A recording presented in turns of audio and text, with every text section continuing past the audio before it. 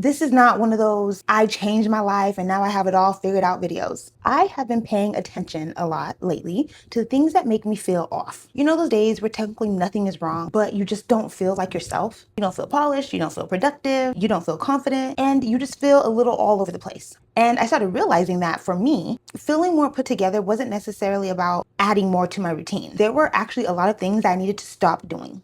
Little habits that I had picked up, things that I had gotten way too comfortable with, and honestly, some things that I didn't even realize were affecting the way that I feel about myself. So today, I want to share some of the things that I've stopped doing or that I'm actively trying to stop doing that have helped me feel more like myself again. And I say actively stop trying to do because this is not one of those I changed my life and now I have it all figured out videos. Some of these things that I'm going to talk about today, I still catch myself doing, but I've definitely noticed a difference when I don't. If you are new here, hi, my name is Marissa Linnell, and on the channel, we talk a lot about personal development, life lessons, all that jazz. If any of those things interest you, please be sure to hit the subscribe button. So let's get into it. Okay, so let's start with the one that's probably made the biggest impact. I stopped waiting to feel motivated because I realized that I can actually wait a long time to do something. Like, there are so many things that I know I need to do, or even things that I want to do. But if I'm waiting for this magical burst of energy where suddenly I'm excited to get up and do it, yeah, we may be waiting all day, okay? All day. And honestly, it can be something so small. Like, I'll walk past a basket of clean laundry and be like, yeah, I need to fold that. But I don't feel like doing that right now. So I tell myself I'll do it later. And then later comes and then I still don't feel like it. So then tomorrow comes and then I definitely don't feel like it. And then before I know it, I'm digging through the same clean basket of clothes for a week. And so I started noticing how much of those little things were contributing to me feeling like I didn't have it all together. Okay, so the laundry is just honestly one example. It could be working out, cleaning up the kitchen, getting dressed, filming a video, answering an email, whatever it is. So I've been trying to stop asking myself, do I actually feel like doing this? Because a lot of times the answer is going to be absolutely not. So instead, if I know that something needs to get done, I just try to start it, even if I only give it a few minutes. And usually once I start it, I find it's really not that bad. I think we all just assume that motivation is what gets us moving, when sometimes it's actually the opposite. Sometimes you have to get moving first, and then the motivation will catch up with you. And honestly, every time I follow through with doing one of those things, I feel like I am on top of my life, okay? I am on top of it. Like, honestly, this is not like a quick scheme to become like a super disciplined person, okay? This is just a mindset shift that I've used for myself. I just stopped giving the I don't feel like it mindset so much authority over my life. Okay, so once I stopped waiting for the motivation, I noticed that something else, of course, was draining. So the next thing that I stopped doing, or at least what I'm trying to stop doing, is comparing my everyday life to what I see online. Listen, I love a good morning routine video. I love it. I love it all. Give me the spotless kitchen. Give me the matching pajamas, the skincare routine, the cute little glass of your lemon water, a nice workout class before 8 a.m. I will watch the entire thing. I really will. And those videos, they do genuinely inspire me. The problem was sometimes I would watch them and instead of leaving inspired, I would look around at my life and immediately start thinking about everything that I wasn't doing. Like, her kitchen is spotless, right? Meanwhile, I have dishes piled up in the sink. God, she's already worked out, done her skincare routine, made breakfast, and somehow journaled. And I'm sitting here drinking my 3 times warmed up coffee. If you know, you know, trying to figure out what day it is. And I had to literally sit here and remind myself, you are comparing her finished video to your actual life. Like, listen, I don't know what happened before she turned on that camera. I don't know what happened when she turned it off. I don't know what help she has. I don't know what her schedule looks like, or if that morning is even what every morning looks like for her. So instead of looking at content like that and thinking, why can't I get it together like she can? I started asking myself, what about this video actually has inspired me? And what can I realistically take from it? Like, baby, okay, maybe I'm not about to recreate her entire 2-hour morning routine, okay? But maybe I noticed that she made her bed as soon as she got up. And I liked how that immediately made the room look cleaner. Okay, I could do that. Maybe her kitchen is always spotless and mine definitely isn't, okay? But I noticed that she does a quick kitchen reset every night. I could spend an extra 10 minutes every night before going to bed cleaning up the kitchen so that I'm not waking up to yesterday's mess. Or maybe I just love how calm her mornings feel. I don't necessarily need to copy everything that she's doing to recreate that feeling. Maybe for me, that just means waking up 20, 30 minutes before everyone else, having my coffee in peace, and maybe not immediately grabbing my phone. This has been a huge shift for me. I can admire another woman's routine, another woman's home, her style, her discipline, whatever it is, without using it as evidence that I'm somehow behind. Because in all actuality, inspiration should give you ideas. It's literally the definition of it. Inspiration should give you ideas, not make you feel bad about the life that you are already living. So now I just try to take what fits, leave what doesn't, and make it work for my actual life. And then speaking of social media, the next thing I stopped doing was consuming more than I was creating. And by consuming, I mostly mean scrolling, okay? Because it's very, very easy for me to get on Instagram or TikTok and say, oh, I'm just gonna scroll for a few minutes. And then I look up and an hour has passed. And the crazy part about it is most of the time I don't even feel good afterwards. I don't feel productive. I don't feel rested. Half the time I don't even feel inspired. And most of the time I can't even tell you what I just watched for the past hour, but I still did it. And so I started realizing that one of the reasons why it was bothering me so much was because I would spend all this time watching other people do the things that I kept saying I wanted to do. I'm watching someone post a YouTube video while mine's still sitting in the drafts waiting to be edited.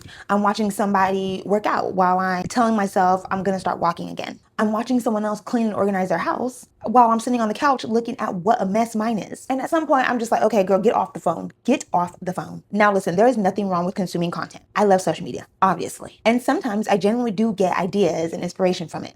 But I've had to become a lot more aware of when I'm actually consuming because I'm actually enjoying it and when I'm consuming because I'm actually avoiding doing something. So now I'm trying to create before I consume. And create doesn't necessarily mean content, right? Create the clean space that I want to sit in. Create the outfit that I've been saving on Pinterest. Create the meal I've been wanting to try. Create progress on whatever goal you keep thinking about.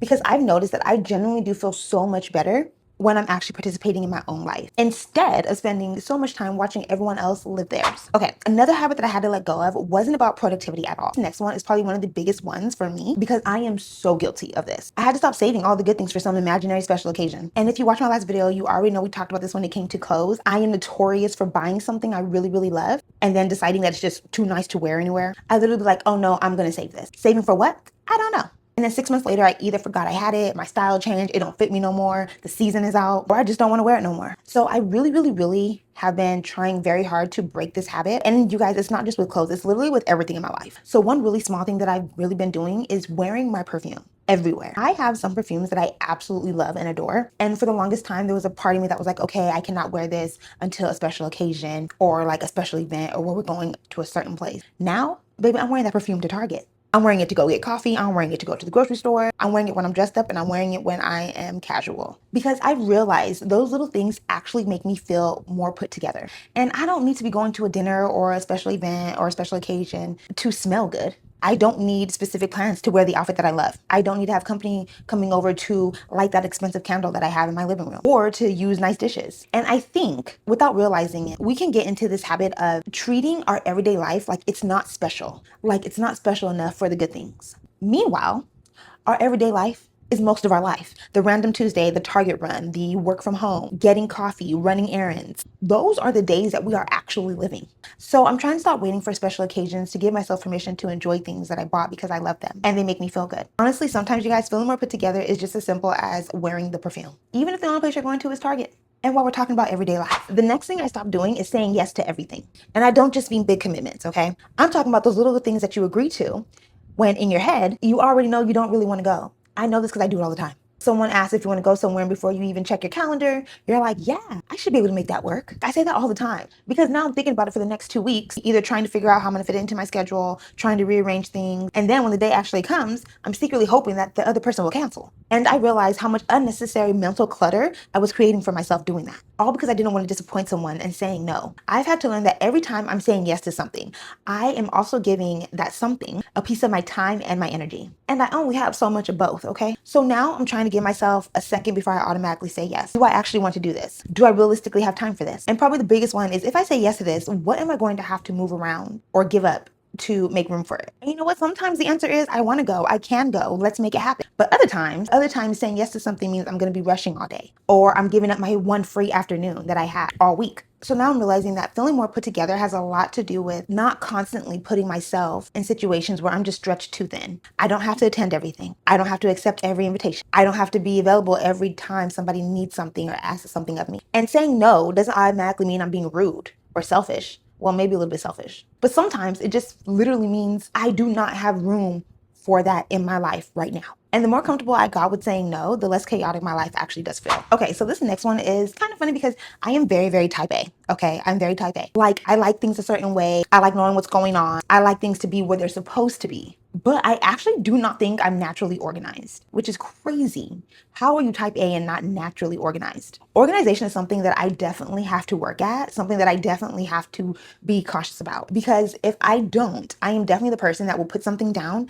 and say, I'll come back to this later, or I'll work on this later. And then I do it again and again. And suddenly there's stuff all over the place. There are shoes by the door, a package that I opened 3 days ago or haven't, still sitting on the counter or on the floor, dishes in the sink, clothes on the chair. Y'all know what chair I'm talking about, the chair. Okay. And honestly, individually, none of those things are a big deal, right? None of those things are really a big deal. But when you have 10 little things like that happen all at the same time, suddenly the whole house is in disarray. It feels messy, everything's scattered, and it's just like you cannot get your thoughts straight. And that's something that I really had to start paying attention to, because I've noticed that my environment affects me a lot. Okay. I work from home, so I'm home all day. So I'm cooking breakfast, lunch, and dinner. It's me and the toddler all day. Okay. My environment affects me a lot more than it's ever had.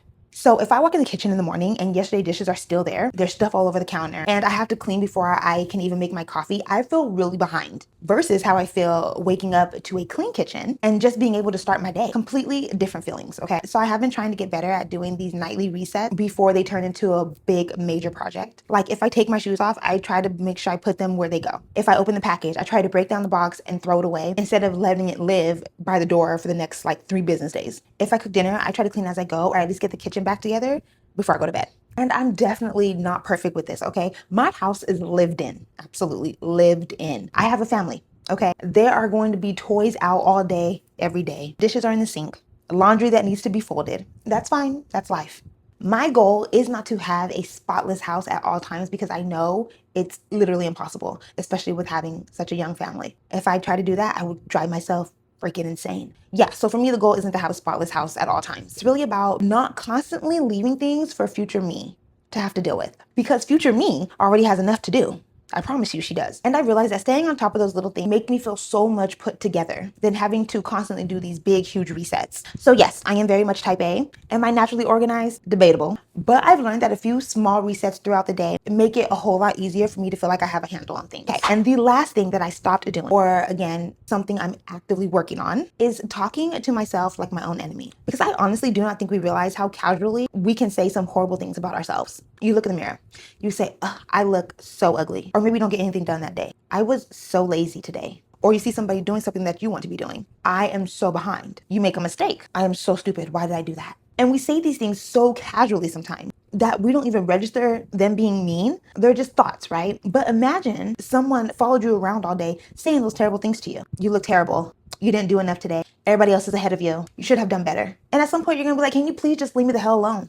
But when it's our own voice, we just kind of let it run all day. And I really started catching myself doing that, because there's definitely a difference of holding yourself accountable and constantly criticizing yourself. Like if I didn't do what I said I was going to do today, okay, I can acknowledge that. But instead of going into, oh my God, I'm so lazy, I can ask myself, okay, why didn't I do it today? Was I tired? Did I put too much on my list? Did I procrastinate? What can I do differently tomorrow? That is a completely different conversation. The same thing goes for about how I talk about my appearance. Maybe I don't love my outfit today, right? That in turn doesn't mean I look horrible. Maybe the outfit just isn't working, so let me just change something about it. Let me find a new shirt. I think that's something that I've had to learn. Not every little thing needs to become a statement about who I am. A messy day doesn't mean I'm a mess. Being unproductive one day doesn't mean I'm lazy. Not feeling confident today doesn't mean I've lost all my confidence. Sometimes you just have an off day. Strangely enough, I found that I can actually make more changes when I'm not bullying myself into making them. I can want better for myself and still be kind to the version of me that's figuring it out. And I honestly think that's probably one of the biggest parts of feeling put together for me, because I can do my hair, I can put on a cute outfit, clean my house, check everything off my to-do list. But if the voice in my head is tearing me up the entire time, I'm still not going to feel good. So yes, I do want to look put together. I want my home to feel put together. I want to stay on top of my responsibilities. But more than anything, I want to actually feel good being me. And changing the way that I speak to myself is really a huge part of it. I think the biggest lesson that I've learned is that becoming more put together isn't about becoming a completely different person. It's about making life a little easier for yourself. Letting go of the habits that weren't serving you, choosing yourself a little more often, and realizing that the woman you are trying to become isn't built in one dramatic transformation. She's built in tiny decisions that you make every single day. I want to know what's one thing that you stopped doing that's made your life feel lighter or more put together. Leave it in the comments below, because I think we can all really learn from each other. And if you enjoy videos about personal growth, confidence, femininity, and just creating a life that feels good from the inside out, I would love for you to subscribe and join our community, because that is the community that we are building. focusing on just feeling good from the inside out. Thank you so much for tuning into today's video. I truly do appreciate you guys, and I will catch you on the next one. Smooches! Guys, you know